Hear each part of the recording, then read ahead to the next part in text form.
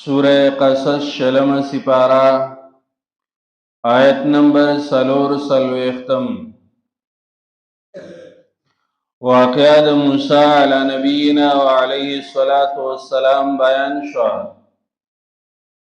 اوس د آیت کریمه کې هغه مقصد ذکر کوي چې د کوم مقصد د پاره دا واقعہ بیان شوی ده. هغه دا چې هغه ته د الله تعالی رښتونی پیغمبر یې، ځکه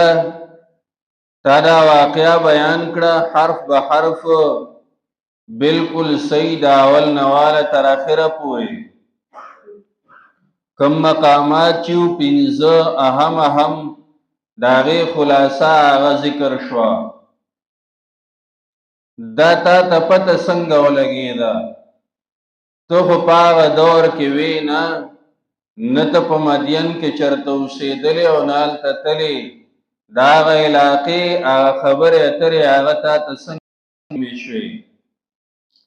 نو د هغې د معلومېدلو طریقه او وجه دا ده چې ته د الله تعالی پیغمبر یې او د الله تعالی د طرف نه تا ته رښتونی وحی هغه راغلی ده او د هغې په ذریعې تا ته دا معلومات حاصل شوي دي. نو دا واقعه د موسی علیه السلام بیانول دا په خپله باندې دلیل د دې خبرې دی چې ته رښتونی پیغمبر یې. الله وایي وما کنت بجانب الغربي، نوې ته په هغه مغربي جانب باندې اذ قضینا الی موسی الامر، کله چې فیصله کومنګه اوس پاره مونږه موسی علیه السلام ته کار. وما كنت من الشاهدين، او نوې ته د حاضرونه. ولكن انشأنا قرونا فتطاول عليهم العمر، لیکن مونږه پیړې پیدا کړې نو پاغي باندې د عمر چې هغه وګت شو. دا خلق چې په دنیا کې هغه ژوند تیری او دې څه ټکر نه خوري، دته څه مصیبت څه آفت هغه نه رسي، نو دې مسشي دې د الله تعالی نه فرمانه شروع کی او پاغه کې کله داسې حد ته ورسیږي چې دې د نبوت داو کی یا کله داسې چې دې د خدای داو کی، دې حد ته چې پکې ورسیږي. داولی دې وخت تیری او د تکلیف نه رسی، نو دې مسجد دې و جوړدا حضور ټول زما کمال نه. د دې د وجه نه کله کله الله تعالی په انسان باندې مصیبتونه راولي. دا مصیبت چې په باندې راولي نو دا د دې د پاره چې د الله تعالی یاد شي او موت په مونږ چې کلم تکلیف راشي یا مصیبت راشي نو په دغه ټیم کې مونږ ته الله بیا ډېر یادېږي. عام حالاتو کې غفلتونه راځي او چې ټکر وکړو نو په هغې کې هغه توجه بیا ډېره برابر شي. او دا الله تعالی راولین د دې دپاره کدا انسان چرته کوږ را کوږ شوي نو چې په دغه ټیم کې دې سوچ وکړي او دې ځان چې دی نه هغه سیده کړي او ځان برابر کړي. نه الله وایي ولکنا انشأنا قرونا، لیکن مونږه پیدا کړې پیړۍ فتطاول علیهم العمر، نو اوږد شو په هغې باندې عمر. د اوږدېدو مطلب چې نه دا دی چې اوږد عمر ورکړی شو مصیبت پې نو. وما كنت ثاویا فی اهل مدینه، نوې ته وخت تیرون کې فی اهل مدین په مدین والو مدین کې تا ټیم نو تیر کړي او د مدین ټول واقعا هغه تا چې نو حرف په حرف بیان کړه. معلومیږي دا چې دا تا ته د الله تعالی د طرف نه وحی راغلی ده. تتلو علیهم آیاتنا، تلولی په دوی باندې آیاتنا آیتونه زمونږه. تتلو علیہم آیاتنا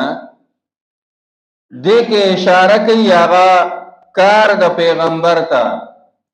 د پیغمبر کار بسی، د پیغمبر کار دار چې دې به د الله تعالی کتاب لولي او خلکو ته بیانوي. کار د پیغمبر هغه دا دی او چې کله بیا جانشین د پیغمبر شي نو د هغه کار به همدای چې دې به د الله تعالی کتاب لولي او دې به خلکو ته بیانوي او خلک به سمې لارې ته راولي د الله د کتاب په ذریعه باندې.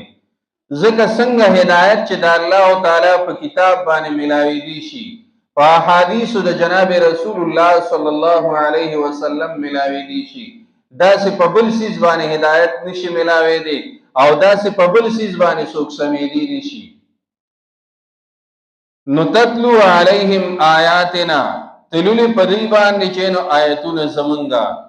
ولکننا كنا مرسلین لیکن یو مونږ لیږون کې چاله لیږو پیغمبرانو لیږو د پیغمبرانو نه رستو بیا په قومونو کې داسې یو کس پیدا کو چې هغه د خلق د الله تعالی دین طرف ترابلی تاسو به وګورئ داسې خلق به مو په نظر باندې راشي په معاشره کې داغه باندې چې نو په جامه کاری نه به پروټه باندې کاری نه به په چه باندې کاری نه به په خپل راحت باندې کاری داغه مقصد به صرف سي داغه مقصد بدای چې د انسانانو تعلق د الله تعالی سره جوړ